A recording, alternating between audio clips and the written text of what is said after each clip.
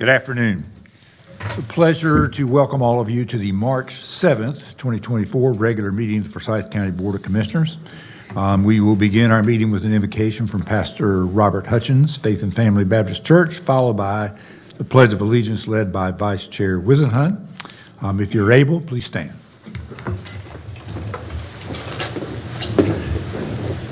Heavenly Father, we come to you today, Lord, with thanksgiving. Lord, we are a blessed people to be in a free country. And I guess because the elections were day before yesterday, I keep thinking about the scripture, whom the Son makes free is free indeed.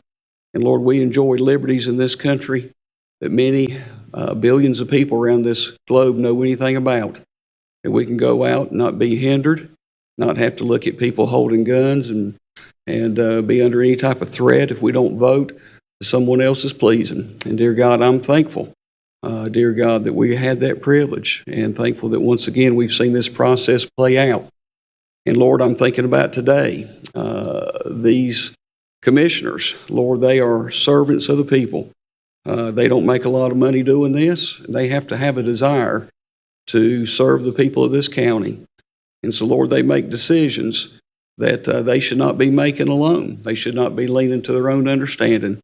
They should be looking to you, the true and living God. You've taught us in your word that the beginning of wisdom is the fear of God.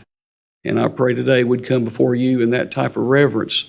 And each one of these members and all the city, county staff here in Forsyth County would have that same attitude, that they come before you needing wisdom. Lord, we pray for our sheriff, dear God. We pray for all the deputies underneath him, all those that work in the jail, and then all those that are in the jail. Dear God, we lift them up to you. We pray they'd all be actively seeking to get in some type of rehabilitation and go back out into our society reformed. And dear God, we think about all those that are paramedics, firefighters. Lord, many of them have dangerous jobs, and they need you. We think about our hospitals, the nursing homes. We could go on and on. There's people that's going to funeral homes today to discuss about arrangements for a loved one that's died. There's a lot of hurting people in this county, a lot of people in needs. And we just pray for all the towns and cities that make up Forsyth County, the mayors of each one of those, their city councils, and that, dear God, the citizens of this county would have confidence and know that their voice can be heard here at this Board of Commissioners meeting. So, dear God, we ask it all to be done today in a way that would please you, and that your Son, the Lord Jesus Christ, would get the glory, for it's in his name we pray. Amen. Amen. I pledge allegiance to the flag of the United States of America and to the republic for which it stands, one nation, under God, indivisible, with liberty and justice for all. Thank you, Pastor Hutchinson. Citizens who are interested in participating in the public session portion of the meeting, you may do so remotely by calling 336-422-1200. The number again is 336-422-1200. You'll be placed on hold until the public session begins. Members of the audience who are interested in participating in the public session portion of the meeting, those of you that are here, please fill out a speaker card and return to the clerk over here, Madam Clerk Ashley Matthews. The first item on the agenda is an ordinance ordering the Forsyth County Community and Economic Development Department to remove or demolish a structure unfit for human habitation and otherwise to effectuate the purpose of the Forsyth County Minimum Housing Code. We've actually briefed this twice. Is there any other discussion? If not, we'll entertain a motion. Move approval. Have a motion by Vice Chair Wisenhunt. Second by Commissioner Wisenhunt. Any discussion? All in favor, please say aye. Aye. Raise your hand, please. Thank you. Any opposed? Motion carries unanimously. Mr. Chairman, Commissioner Woodbury is online. We need to wait for her vote, please. Very good. Commissioner Woodbury, would you vote yes or no on that, please? Yes. Thank you. I'll try to go slow and make sure I include you.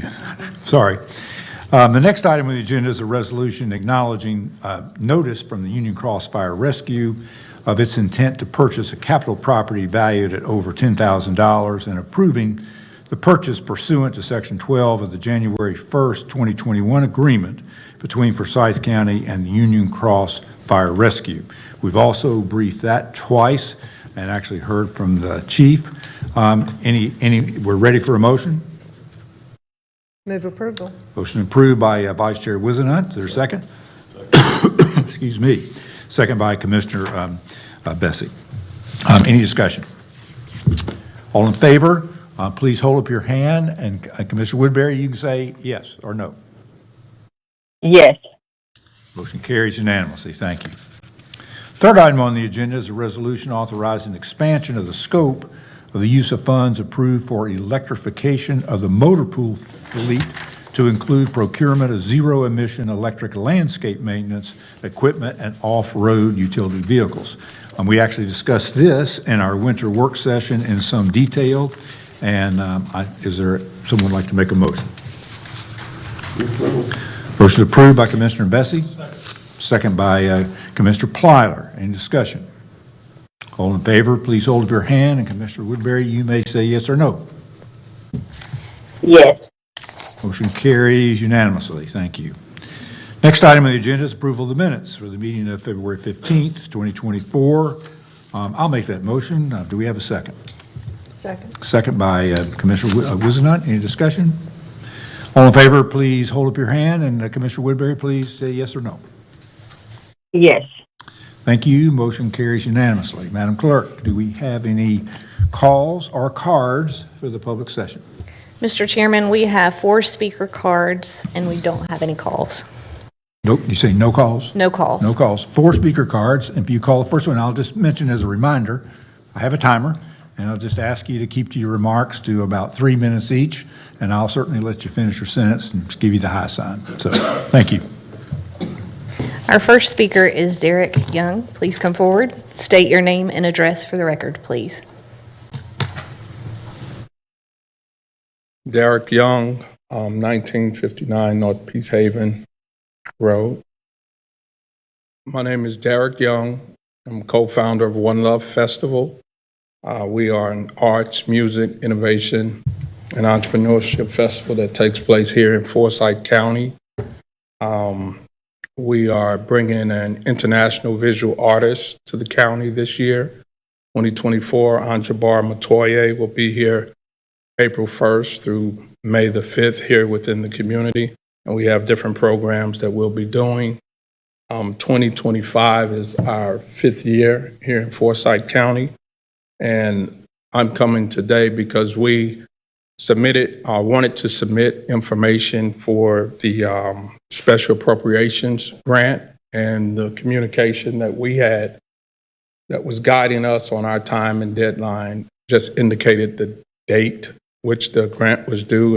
It did not have the time, so we were not able to submit it through the portal. So I'm coming today to ask the commissioners to consider the acceptance and submittal of our information. And I emailed all of commissioners the information and the document that we read and that was guiding us on our date and time of the submit deadline. Thank you.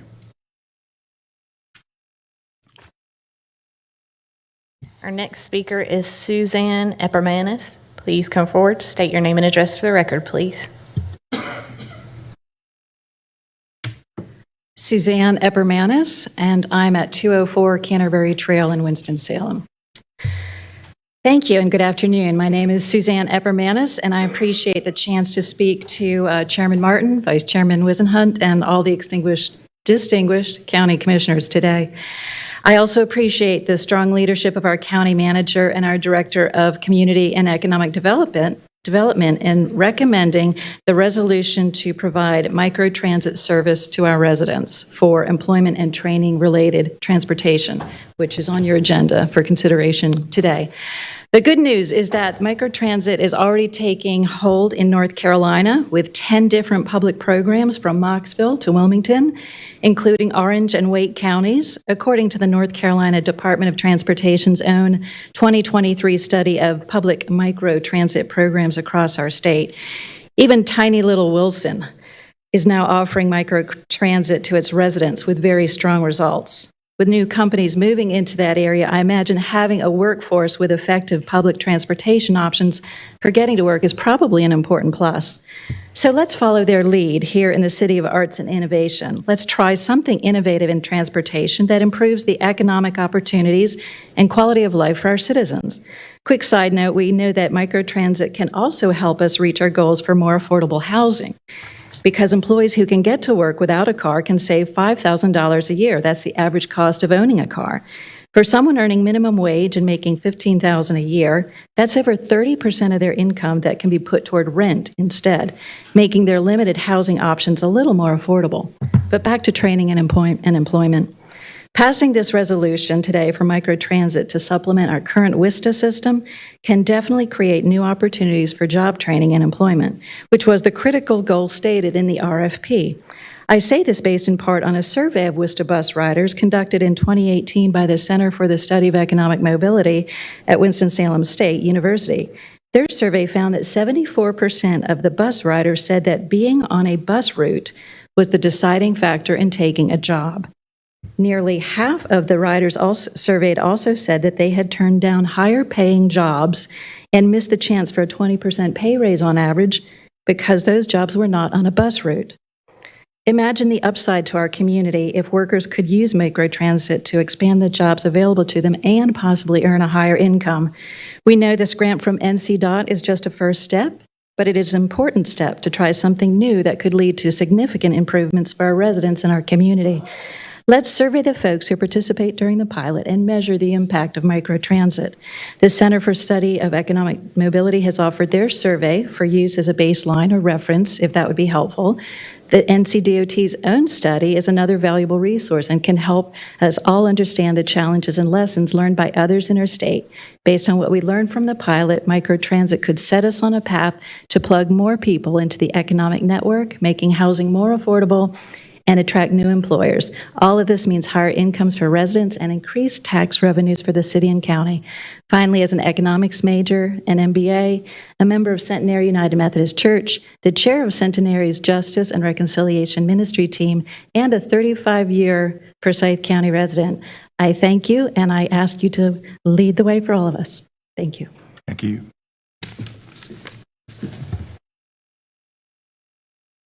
Courtney James, please come forward. State your name and address for the record, please.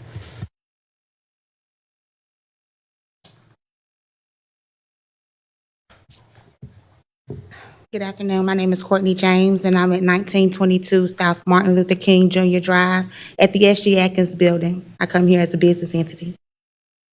So I'm Courtney James with Support Systems of Forsyth County Transportation, and I'm actually a microtransit provider in your county. We provide 3 modes of transportation: employment, as well as educational, adult educational, and senior. So the senior transportation that we provide is provided through city funding as well as Piedmont Triad Regional Council funding. If you're the age of 60 and over and you do not have a wheelchair, we can provide general and medical transportation for you. We do that through ARPA funding as well as H-Block grant funding. We use the JART grant funds from the city of Winston-Salem to provide Winston-Salem and surrounding. So we go to Kernersville, Rural Hall, King, Tobaccoville. We just go surrounding. And we provide transportation for employment. This is door to door. We do this 7 days a week, and we start at 4 a.m. and we end at 11, but we do have twilight hour availability. We have ran this type of microtransit employment transportation program with Greater Winston-Salem, Inc. We've done 5 cohorts with their juniors and their seniors at Title I schools, getting them back from workability workshops, as well as internships. This last cohort, they had over 40 kids. 35 of those kids were Latino. So there was a huge gathering of children that are interested in internships around the city. They were working for Linville Real Estate. They were working for, various jobs downtown, and they enjoyed that through the Greater Winston-Salem Inc.'s Aspire program. We have also worked with GOLA CDC, Winston-Salem Foundation, Consolidated Staffing, and the community courts to offer employment transportation. We picked up at halfway houses and homeless shelters and took them as far out as Wayne's Farm in Surrey County, where there are no background checks. So someone who's been incarcerated for 30 years can get a job and they make $16 an hour working at a chicken farm. That opportunity also exists in Moxville at Breakbrush, and it is a great second chance opportunity. We operate a 10-vehicle fleet and we have 12 employees. We are grateful for the large reach in the city. Transportation is going through a crisis, and we're hoping that the county and the city can come together and maybe we can talk about the crisis that it is affecting. But we are happy about this possible partnership. We have done this before. We did it in 2022. We provided over 3,000 rides. They were subsidized in pay. This funding provides fully subsidized, and it's a pilot. So we've ran this pilot before. We provided the county with the trip logs, the numbers. We already have key personnel in place, such as community courts, Forsyth Tech. The list goes on and on. We're ready to collaborate and bring resources to Forsyth County residents who are looking for access to opportunity. So this is very powerful to take one person to another place and it translate into physical liquidity for them financially. So that's what I wanted to stand up and introduce myself to you. My husband is just left, I'm sorry, but we are a family business. We've been operating since 2019. We are a direct product of SG Atkins Center, Women's Business Center, and the Small Business Center here in Forsyth County. We are a testament that small business technical assistance is working. Thank you. You're welcome. Our last speaker is Alex Nelson. Please come forward. State your name and address for the record, please.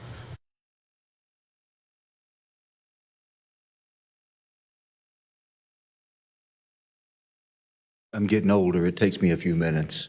So my name is Alex Nelson, retired Command Sergeant Major from the military.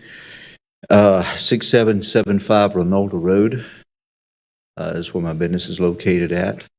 And may I continue? Yes, please. It's an honor to be able to be standing before you today. I want to mention my failure. I want to mention your action today. Is that all right?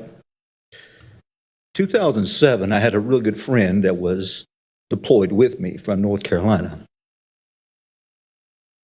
Everyone knew what happened in 2008. When we got back from deployment to Iraq, they had lost their home, lost his family, was injured.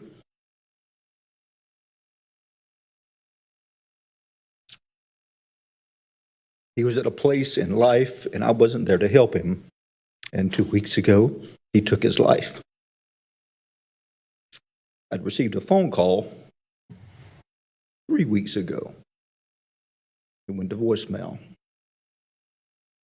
I wasn't there to pick it up. I failed. Ladies and gentlemen, we lose 23. Excuse me a second.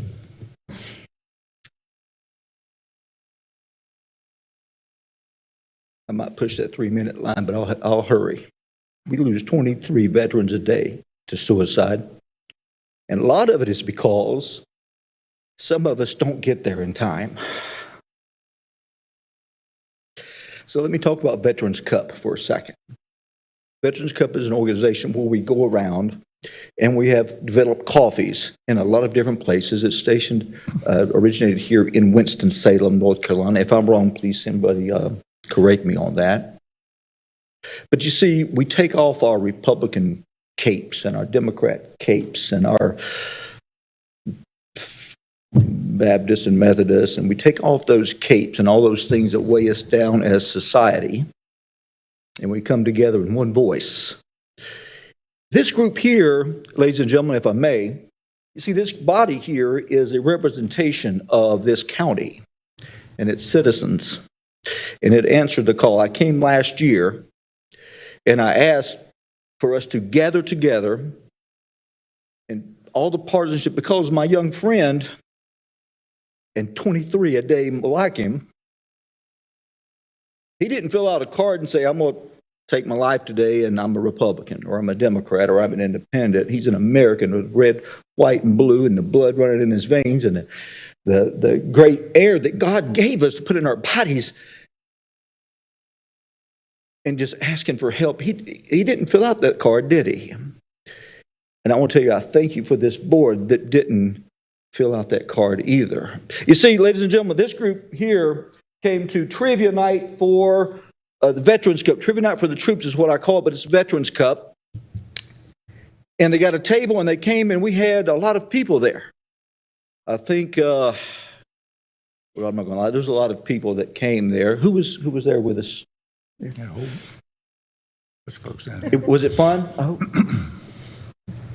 News Channel 12, WXI, was there last year. We had a lot of other special guests that was there in the audience this year.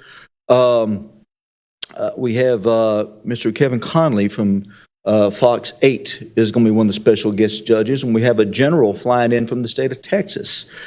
He's going to be a special guest judge, and WTOB is going to be the Richard Childress Racing. I went over my time. I'll hurry up, I promise.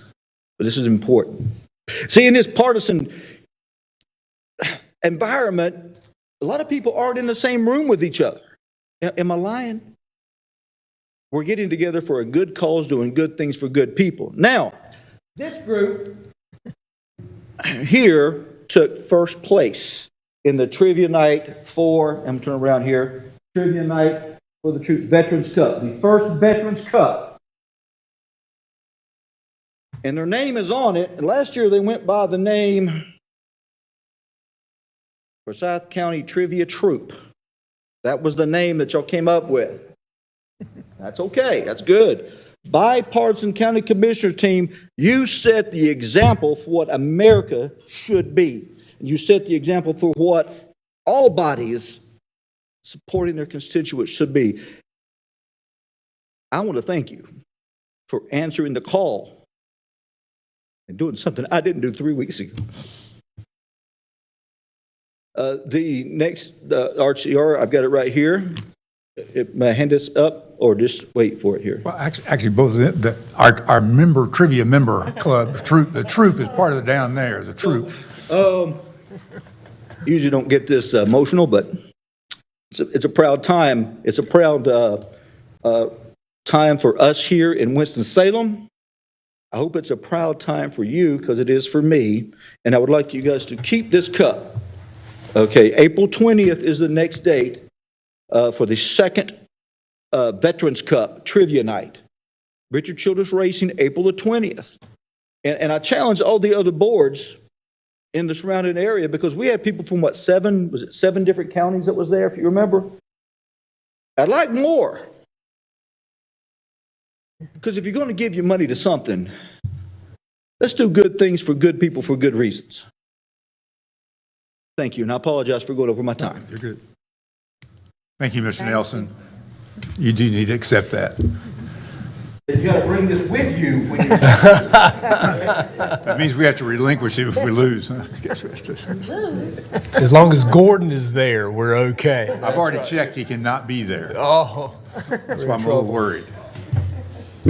Thank you for a wonderful cause, and we appreciate you bringing us the trophy and great presentation. Thank you. All righty. Mr. County Manager, please continue with the agenda. thank you, Mr. Chairman. Good afternoon, board members and staff and guests. We have some business items for consideration this afternoon. We have, as you mentioned, reviewed them in briefing sessions and have hopefully answered all the questions, so we should get through it fairly quickly. And I'm going to actually collapse a few in there because I think that'll be appropriate as long as the clerk and attorney are okay with it. All right, a couple of budget and finance items. Item 6 is a resolution approving a revision to the 2023-2024 Juvenile Crime Prevention Council funding plan. Really just a correction to the funding amount. It was mislabeled in the previous action, so it adjusted by $10 for Triad Restorative Justice. Move to approve. It's approved by Commissioner McDaniel, Second. second by Commissioner Wizenhut. Any discussion? All in favor, please raise your hand, and Commissioner Woodbury, please say yes or no. Yes. Motion carries unanimously. All right, agenda item 7 is an amendment to the fiscal year 2023-2024 budget ordinance. It appropriates fund balance to return a portion of the Medicaid hold harmless funds paid to Forsyth County in fiscal year 2023. Our budget and management director, Kyle Wolf, reviewed this. This would approve a payment back to the state for an overpayment of hold harmless funds of $317,214.28. The motion? Move approval. Motion approved by Vice Chair Wizenhut. Second by Commissioner Linville. Any discussion? 7. It is item 7. 6 was a revision to the juvenile crime prevention. He is reviewing the hard copy. Is the hard copy in front of him from last week? That's the hard copies that are in front of us. The last week's or this week? I'm sorry. Yeah, let's let the clerk. We know it. Okay, we all know what we're voting on. All right, we have a motion and a second. All in favor, please raise your hand, and Commissioner Woodbury say yes or no.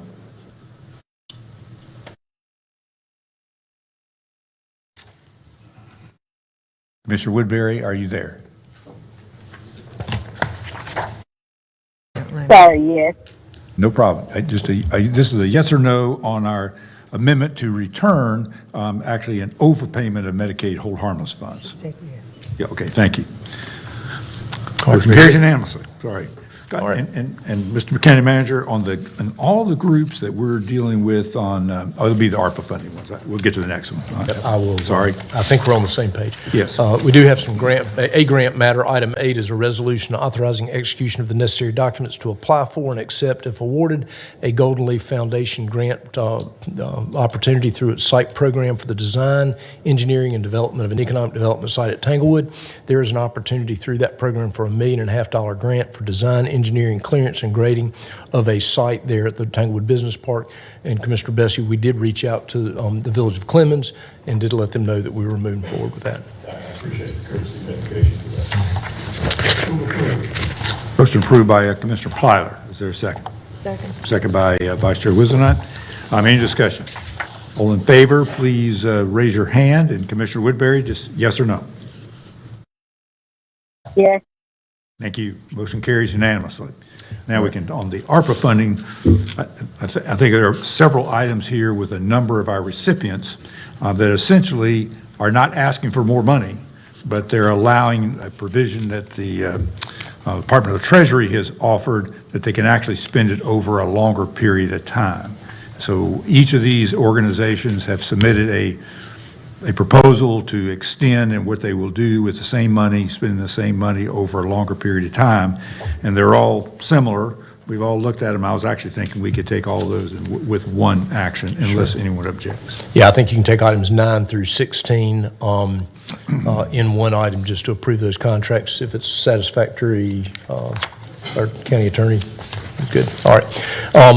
Do you want me to read the names of the recipients? That'd be great, just the organizations. All right, yep, so item 9 is an agreement with Experiment and Self-Reliance Incorporated and S.G. Atkins Community Development Corporation to expand the Small Business Individual Development Account Program with American Rescue Plan Act funds. Item 10 is an agreement with Forsyth County and the Centers for Exceptional Children to fund its infant and toddler program with ARPA funds. Item 11 is an agreement with Work Family Resource Center Incorporated to support new licensed family child care homes with American Rescue Plan Act funds. Item 12 is an agreement with the Arts Council to support arts programming and workforce development for the local arts and cultural sectors. Item 13 is an agreement with Forsyth Technical Community College to purchase nursing software with American Rescue Plan Act funds. Item 14 is an agreement with Smart Start of Forsyth County to support Pre-K Priority Coalition in Forsyth County to move that program forward. Item 15 is the Children's Home Society of North Carolina to open a Child First program. And then the final one, item 16, is an agreement with Addiction Recovery Care Association Incorporated, better known as ARCA, for medication-assisted treatment for opioid use disorder. Move approval. Motion to approval by Vice Chair Wizenhut. Second. Second by Commissioner McDaniel. Any discussion? Yes, go ahead. Just wanted, I believe I've confirmed this with staff, but I just want to confirm publicly that staff will continue to monitor the expenditure and the plans, and will alert us before the end of this calendar year if it appears that there will be any of these extensions that have unanticipated difficulty moving forward in a timely basis. We will, and we do have a very robust effort around the compliance and what have you. Thank you very much. All righty. Further discussion? All in favor, please raise your hand. And Commissioner Woodbury, yes or no? Yes. Motion carries unanimously. All right, we have some contractual matters. Item 17 is a resolution authorizing execution of an agreement between Forsyth County and SCIAPS Incorporated for the purchase of a lead and soil and HUD EPA lead paint analyzer for the Forsyth County Department of Public Health. This essentially authorizes the sole source purchase of that in an amount not to exceed $30,425. Motion approved by Commissioner Platter. Second. Second by Commissioner McDaniel. Any discussion? All in favor, please raise your hand. And Commissioner Woodbury, yes or no? Yes. Thank you. Motion carries unanimously.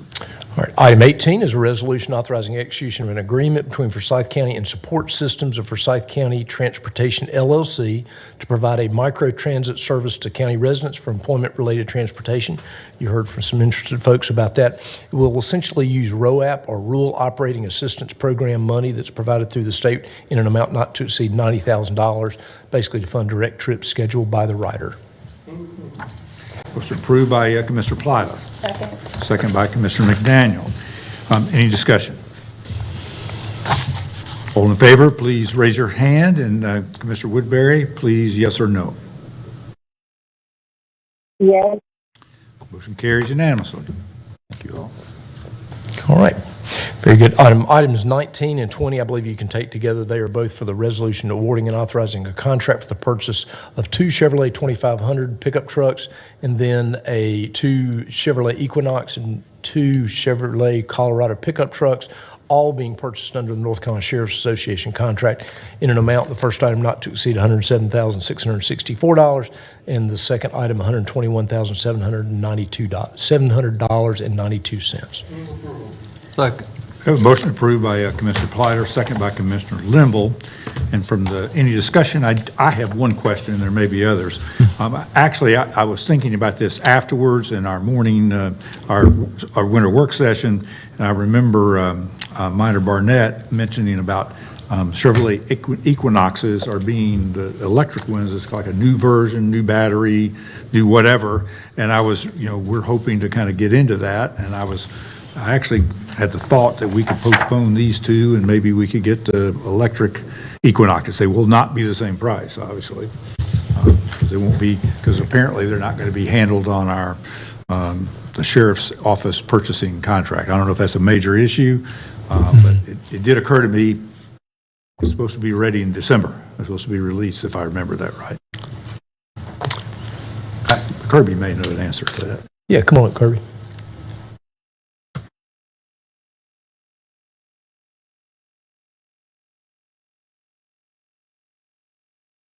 I'm not sure I know the answer to your specific question, and I apologize if I don't answer it. I think our recommendation is to move forward with the Equinoxes as presented, as they are planned replacements within the current motor vehicle replacement program. And then the electrification of the fleet, could be potentially a future item if the board wanted it to be, but we do have some pretty immediate needs in the DSS motor pool that these vehicles would replace, and we could receive them by May if they're ordered now. I get that. I guess I was thinking that we could probably get 6 more months out of what we had. This was probably what I was thinking. But it also may be that if we could, we would get a better price and buy more when we actually make our first electrification purchase. The Chevy Equinox stuck in my head from Minor Barnett's presentation as being the next one, the new and better model. Anyway, all right. Any other discussion? All in favor, please raise your hand. And Commissioner Woodbury, yes or no?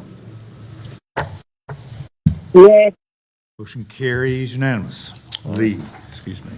We have one property matter. Item 21 is a resolution authorizing the grant and execution of a permanent utility easement to the North Carolina Department of Transportation to construct and access utility infrastructure across Forsyth County on real property located at 6490 Shallowford Road.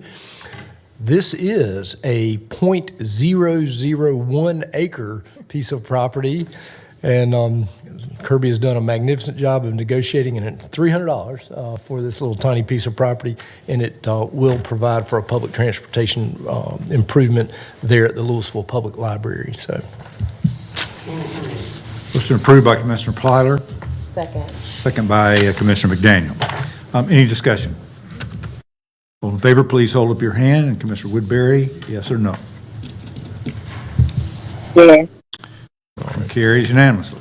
all right, last item, we just have two reports. You've got the January 2024 contribution-based benefit cap report and the second quarter human resources report for fiscal year 2023-2024. Motion to approve, to accept the reports. Commissioner Plyler, second by Commissioner Limble. Any discussion? All in favor, please raise your hand. And Commissioner Woodbury, yes or no? Yes. Thank you. Motion carries unanimously, and we will adjourn now until we can move right into our briefing session. Yes, so? We can either take a recess or I can check. I bet you they'll be ready in 20 seconds. 20 seconds would be great. They're good if you're good. All right, that's great. Welcome to everyone. Now we'll begin our first briefing for the March 21st, 2024 meeting. And at this meeting, we have no discussion items, and we will have just a highlight of each of the items, and then we will have an in-depth review next Thursday. And I'll turn the meeting over to the county manager. All right. Yeah, so for the remainder of the afternoon, we do have the first review of these items from March 21st meeting. We do have several items for closed session. And so at the appropriate time, I'll read that. We do have 3 items that require a public hearing for the March 21st meeting, and so we're going to review those. Those are all items from Planning and Development, and Kirk Erickson with Planning and Development is here to review them. Item, if you want me to, while you're pulling it up, I'll tell you what, I'm going to turn it over since you got it. I'll turn it over to Eric. All right. Thank you, County Manager Watts. Good afternoon, Mr. Chairman and members of the Board of Commissioners. The first item is zoning case F-1637. This is a request of Jerry and Patty Stoltz. The site is approximately 20 acres at the northwest and southwest intersections of Shore Road and Griffin Road in the Tobaccoville area. The request is a special use limited rezoning. If I'm going to need to move this thing off my slide here, from AG to GBL, General Business Limited.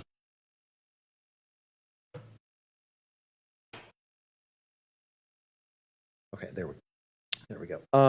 This is the countywide vicinity map from the Legacy Growth Management Area Plan showing the site is in GMA 3, which is the suburban neighborhoods area. This is the property boundary map, and the northern part of this property, which is north of Griffin Road, is in the Village of Tobaccoville's jurisdiction. The southern half of this request is in unincorporated Forsyth County's jurisdiction. Just want to point out, this is at the intersection of Westinghouse and Shore Road with Highway 52, and the HBS across Shore Road from this site you all approved in 2022 for a Love's Travel Center and Truck Stop. This is an aerial showing the subject property. Again, you can see the property is largely undeveloped currently with farmland and stands of trees. This is the area plan recommendation map showing what the Tobaccoville area plan recommends. This plan was adopted by the county in 2013 and identifies the site for mixed-use development. Just going to go through some pictures showing what's going on the subject property. This is looking north along Shore Road. The northern subject property is to the left.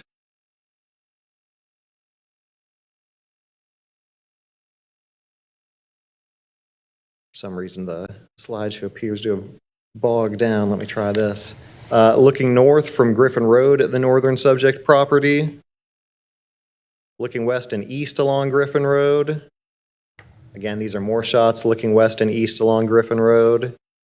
And this shot is looking southwest from the intersection of Shore Road and Griffin Road. And the subject property is in the foreground. This is looking south from the intersection of Shore and Griffin, and the subject property is to the right, and you can see the Love's Travel Center canopy under construction currently. This is looking east and west along Griffin Road, and I believe this is the last one looking south from Griffin Road into the southern subject property. And again, staff did take a lot of photos because this is a large property. The petitioners requested a variety of uses. I'm not going to read through all of these at this point, but just generally, they had several multifamily residential uses, several retail and wholesale trade uses, such as restaurants with drive-throughs or microbreweries, things of that nature. They're also requesting some business and personal services like banking and personal services and recreational facilities, as well as institutional and public uses. Legacy 2030 and the area plan recommend commercial and office development for the properties adjacent to US 52, including the northern subject property. And these plans recommend a variety of residential types for the parcels west of Shore Road and south of Griffin Road, including the southern subject property. For the subject properties, the plan does recommend an interconnected, comprehensively designed development that's complementary to existing uses in the area, with a density of less than 8 units per acre residentially. Just in summary, the requested uses are generally consistent with what's in the area plan and Legacy 2030. However, without a site-specific development plan, the specific request is inconsistent with the comprehensive design recommendations of the area. Therefore, the request is incompatible with the existing single-family neighborhood and the character of the area, as it would allow high-intensity commercial encroachment into a rural residential area. This was heard by the Planning Board at their February 8th meeting. There were numerous speakers who spoke in opposition during the public hearing. Some of the comments centered on the incompatibility of certain uses in the residents' opinion, property values, the speculative nature of the limited use request that does not include a site-specific plan of development. There were concerns related to noise, traffic, and also the proposed multifamily uses. Following the public hearing and this discussion, the Planning Board did vote to recommend denial to the commissioners by a 6-3 vote. And I'll be glad to answer any questions. Yeah, I kind of have the one question about the GBL label itself. Yes, sir. It just, what I know, there's an alphabet soup, and I don't know much about the details, although that description seemed to be everything but this kitchen sink. And obviously, some of the decision was incompatibility. What's the one that struck me the most odd is having multifamily residential mixed in with basically light business, commercial on the same site. Is that? That's correct, Chairman Martin. And I'll just tell you from the staff perspective and the area plan perspective, that's something that both the staff and the area plan were calling for. And the reason we did that was we were encouraging kind of a transition area between the fast food with drive-throughs and the gas stations on the one end to the existing large lot single-family homes. So the area plan and general kind of planning practice call for putting townhomes or more intense residential as a buffer zone between detached single-family homes and intense business uses. Yeah, it would just seem that you would have X number of acres for, proposed for the housing, and it would be indicated with a particular zoning label.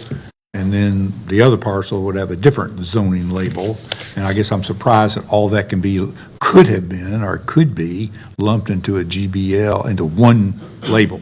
I guess that's what my issues are, more of a technical labeling issue.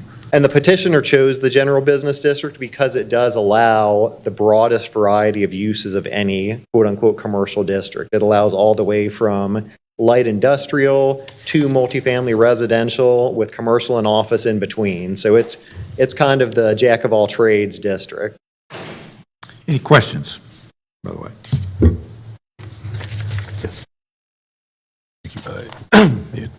My understanding, based on what you've told us, is that the staff recommended denial in part because there was no surety that what is designed to be a buffer between the more intense business uses and the adjacent single-family area would consist of the multifamily housing.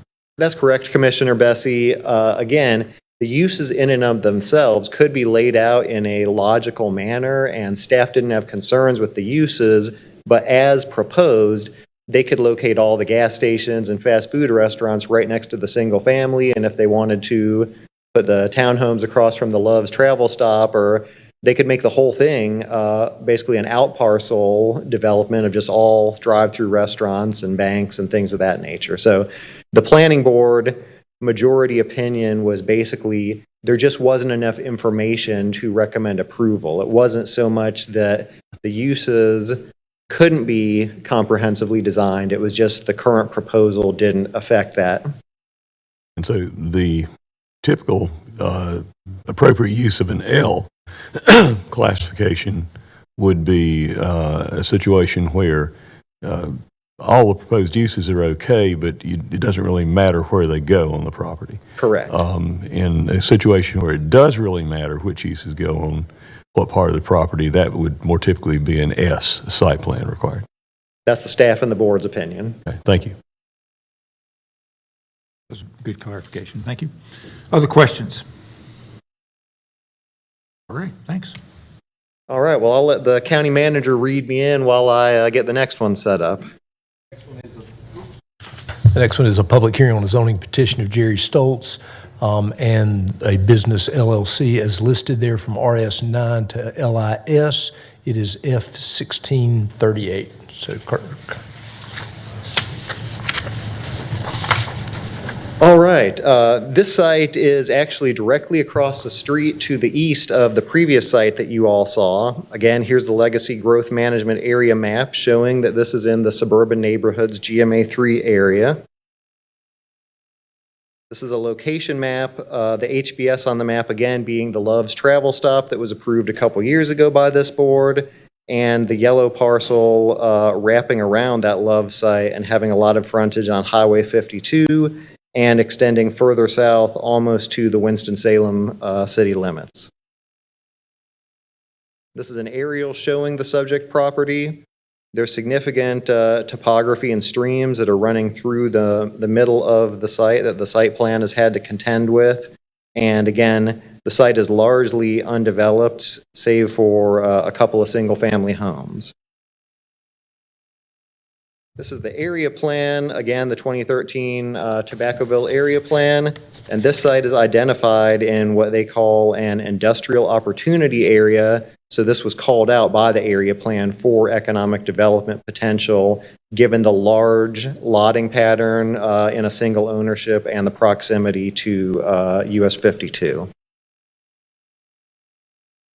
We'll go through some site plan pictures. This is Cap Farm Road, which is essentially the path that the new industrial proposed street will follow that we'll get to on the site plan. This is looking northeast from Shore Road into the subject property. This is looking north and south along Shore Road. Again, you can see the Love's Travel Stop and its construction. Looking north and south, again along Shore Road from a different vantage point. Looking east from Shore Road into the subject property. And this is the site plan that I alluded to earlier. I'll use my cursor here to point out the path of the road. Again, this follows the Cap Farm Road that we saw as the gravel private road a few slides ago. They are proposing 7 lots, and as this is a 2-phase zoning request, this first phase would basically have some design conditions, use conditions, things of that nature, and show the lotting pattern, but each individual site would have to be designed with building and parking locations once an industrial user was kind of identified or matched to each of the sites. Those second phase site plans or final development plans, as we call them, would be approved at the planning board level, but they would have to adhere to any conditions that you all imposed as part of this adoption process. In analysis, Legacy 2030 does recognize the scarcity of good industrial land and seeks to promote the wisest economic use of limited resources. As you all are likely aware, we're the 60th largest land area county, yet we're the 4th highest population in North Carolina. So we have quite a difficult time in finding good sites for economic development here. The plan recommends following the recommendations of area plans and other development guides when considering industrial sites. The proposed development also recognizes the adjacent residential zoning and the visual impact of sites from US 52 and includes provisions for the enhanced screening of the proposed industrial buildings. In summary, this request is consistent with the comprehensive design goals and the industrial use recommendations of the area plan and the legacy plan, and easy access to US 52, the Northern Beltway, and utilities make this site well suited for economic industrial development. This was heard by the Planning Board at the February 8th public hearing. There were 4 speakers in opposition. Their concerns centered on traffic, environmental issues, the historic home on the property, some of the uses, and property values in the surrounding area. Following the public hearing and discussion, the Planning Board did vote unanimously to recommend this to you all. I'll be glad to answer any questions. Any questions? If you could go back to the site plan map, please. Yes, sir. I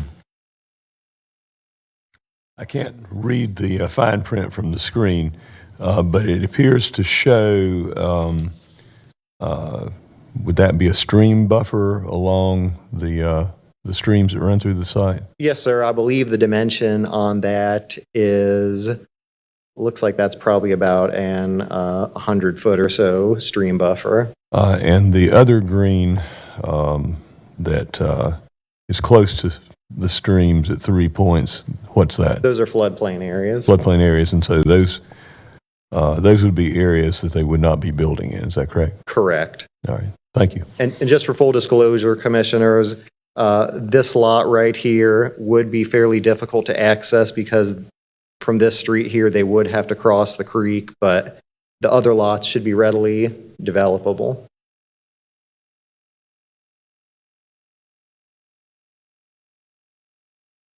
Those are pretty steep lots. Yes, sir. Well, the ones next to 52, particularly. If I may ask, in that area, what was the proposed use for the area that's it's floodplain, but then you said that they wouldn't be able to cross over. So what are they planning to utilize that space for? Well, I guess I should back up. It's not that they wouldn't be able to cross over, but they would have to receive a permit from the Army Corps of Engineers to cross that creek, which is a much more time-intensive and costly process. So the only point I was trying to make is that would probably be the last lot developed in the subdivision. Okay, fair enough. Thank you.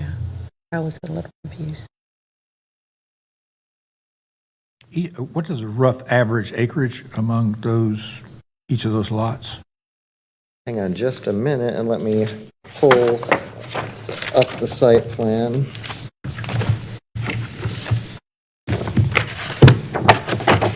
I see the two at the bottom look a lot smaller I guess they would be geographically on the west. It looks like they're southwest. roughly about 20 to 30 acres apiece. Got it. And one clarifying question. So in connection with your response to Commissioner McDaniel, the streams identified are perennials then? Correct. Thank you.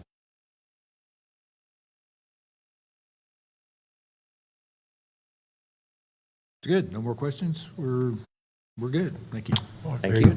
All right, and the last planning item with a public hearing involved is a public hearing on an ordinance amendment proposed by Planning and Development Services staff to amend Chapter 4 and 5 of the Unified Development Ordinance.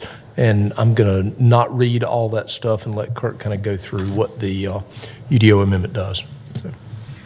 All right, thank you, Mr. Manager. Again, this amendment would increase the maximum number of attached units allowed per building in the RM5 residential multifamily district.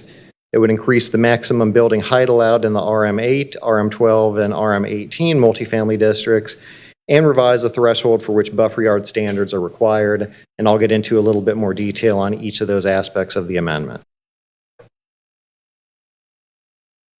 Just a little bit of background. This amendment is intended to reduce rezoning requests to higher density multifamily districts by allowing more design flexibility in the lower density districts. We've had several plans that have come to the planning board, either in the city or county jurisdiction in the last few years, where folks have had to ask for a more intense district, not so they could add more units, but so they could take advantage of things such as taller building heights or increased numbers of units that could be attached together in blocks, essentially, and things of that nature. So the purpose would enable multifamily developments to meet maximum zoning density of their current district while accommodating site constraints such as creeks and floodplains, steep slopes, etc. This amendment would increase the maximum number of attached units per building in the RM5 district from 4 to 6 units. And again, just I know there's a lot of alphabet soup here, as the chairman mentioned a few presentations ago.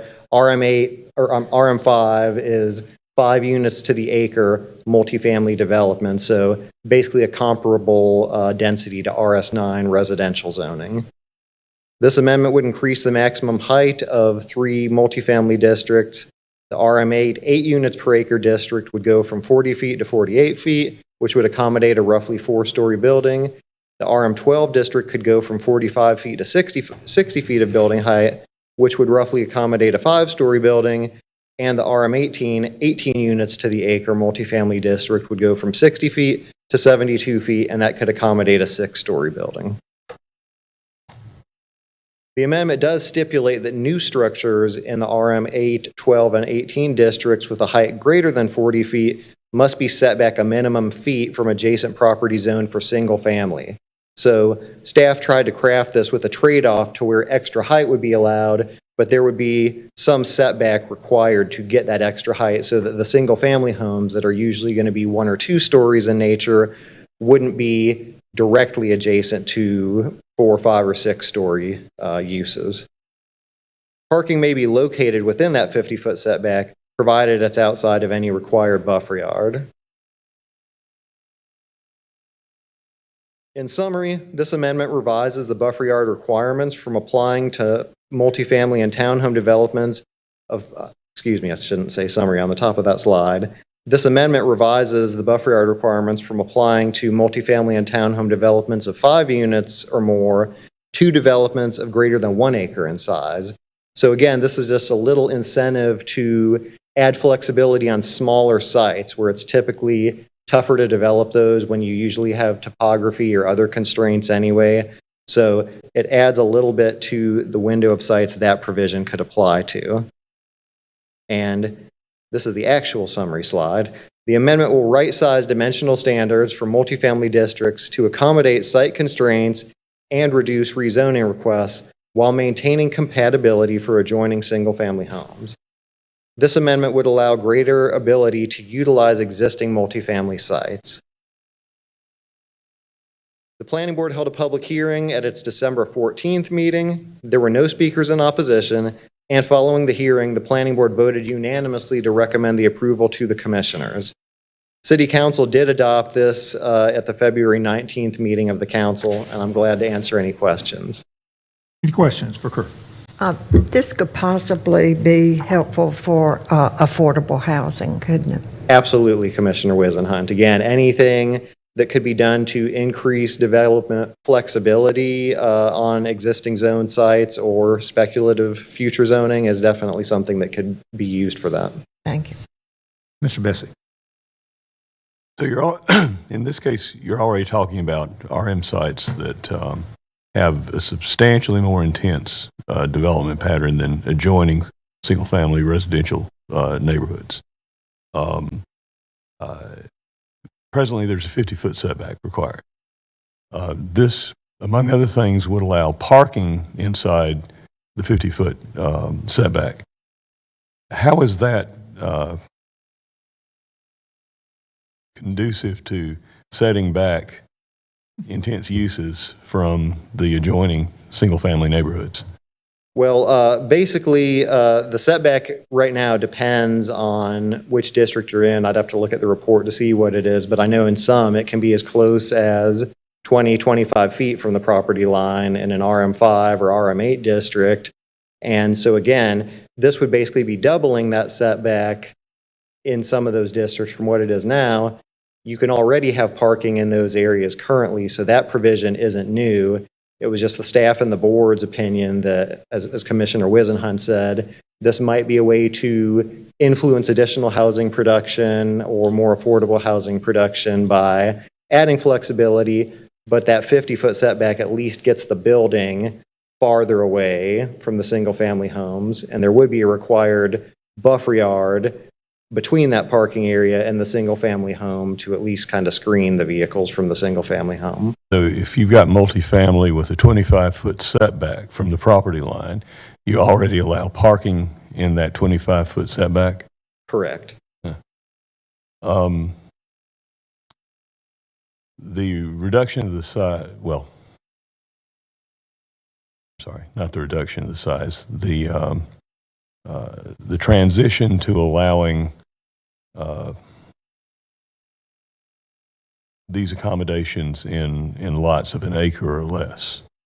Do you have any idea how many are RM zoned lots there are of an acre in, as sort of patches of undeveloped property in existing neighborhoods? Commissioner Bessie, I would say there is precious few sites like that exist currently. In fact, there's very few, probably under 2 or 3 acre sites of general use multifamily that exist in the community. The focus on this was, again, if someone wanted to find an infill site that was currently zoned single family and bring it forward to a multifamily rezoning, that would be one less constraint that would kind of limit their site design flexibility. And again, if you were to, example, look at an RM5 site currently, and you had the 5-unit limitation that's currently in the ordinance and the 1 acre limitation that's proposed, the outcome would be exactly the same.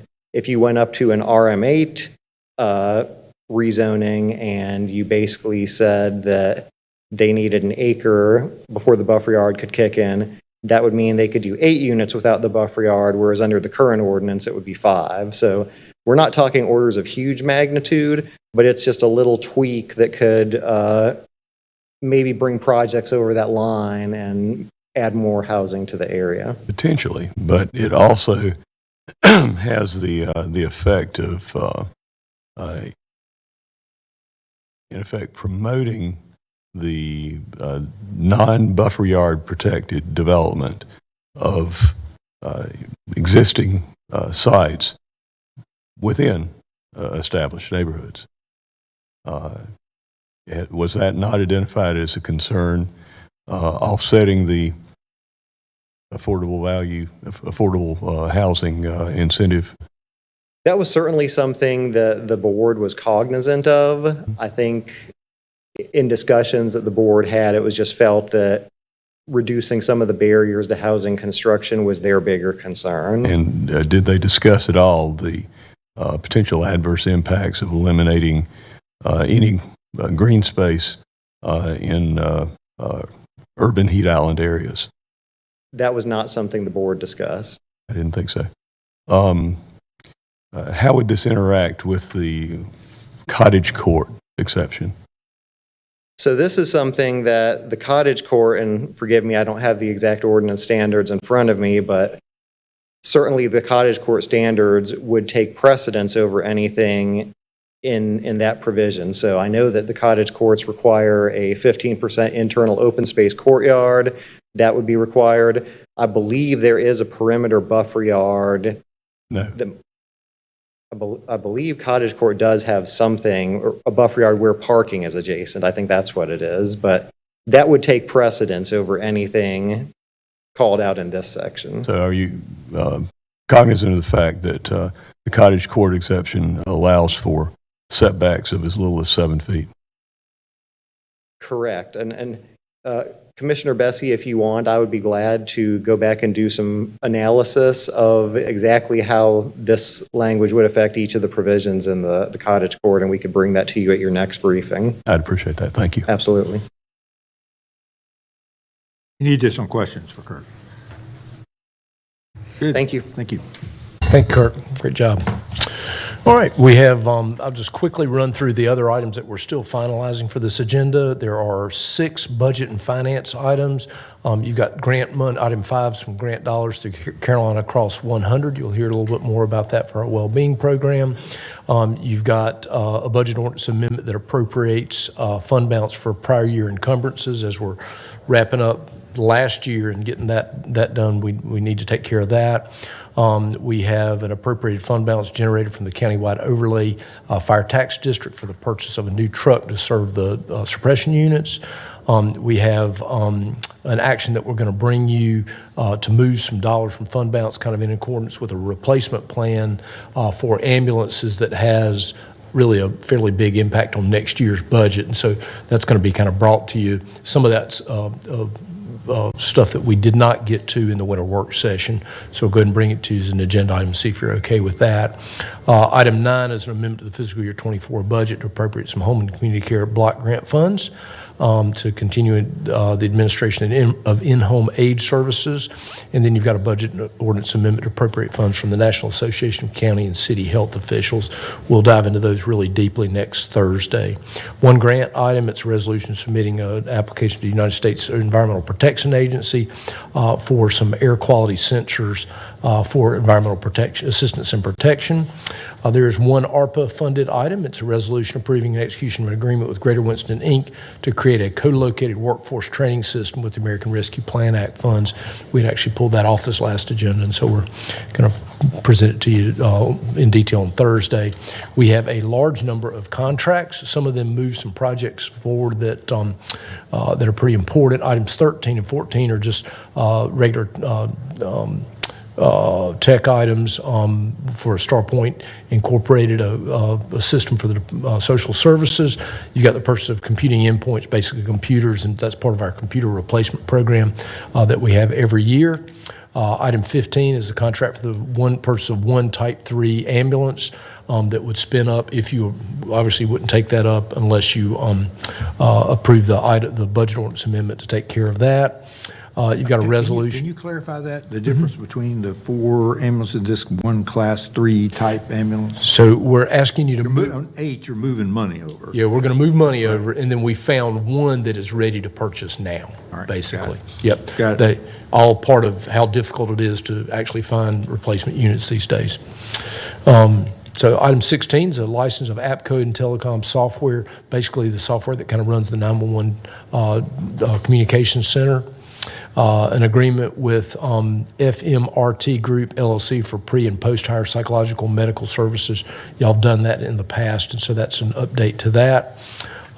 There's a resolution approving an amendment to the agreement with Airmark Correctional Services for detention center on-site food services. That is a function you'll see next Thursday, but it's really a function of a higher inmate population than we had anticipated when we started this year out. So that's where that's coming from. Item 19 is a resolution authorizing the execution of an agreement for the purchase of a Forts fold-out rigid tactical shelter for Forsyth County, and we'll learn more about that next Thursday. Item 20 is an ARPA matter. It's where the board had approved funds for the bipolar ionization equipment for county facilities. And so we've gotten that out for bids, and we'll bring that to you, and those are within budget. Item 21 is a resolution executing a second consolidated and restated lease agreement between Forsyth County and Signature Flight Support. This is one of the agreements over at the airport that actually require your approval because it exceeds 10 years. They can handle a lot of stuff under 10 years, but and this is a fairly complicated agreement that takes care of a few issues out at the airport, and you'll hear from Mark Davidson on that next Thursday. Also an airport item, item 22 is a resolution awarding a contract to Bar Construction for an EDA grant project.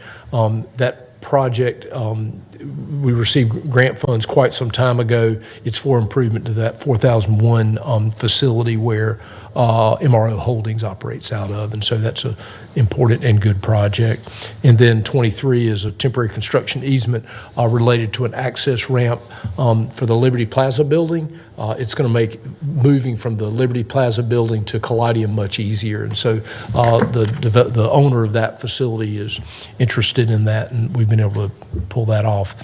We've got some, item 24 is property matters, so we're going to dispose of some personal property items, and so you'll see that.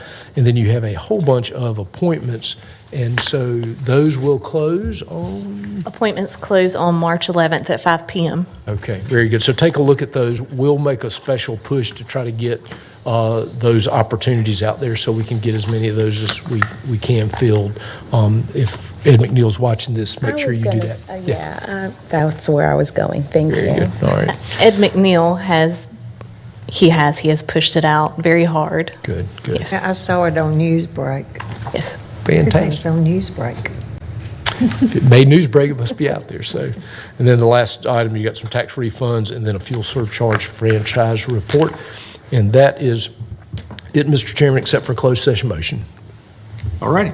Will you stand adjourned? Oh, do the closed session. Closed session motion, all right. Let me pull that up, and I will do that. Need to ask the board to consider a motion to go into closed session to discuss two matters: to establish or instruct the public body staff or negotiating agents concerning the position to be taken by or on behalf of the public body in negotiating the price and other material terms of a contract or proposed contract for the acquisition of real property by purchase, option, exchange, or lease pursuant to provisions of North Carolina General Statute 143, 318, 11A5, and a matter to consider the qualifications, competence, performance, character, fitness, conditions of appointment, or conditions of initial employment of an individual public officer or employee or prospective public officer or employee pursuant to provisions of North Carolina General Statute 143, 318, 11A6.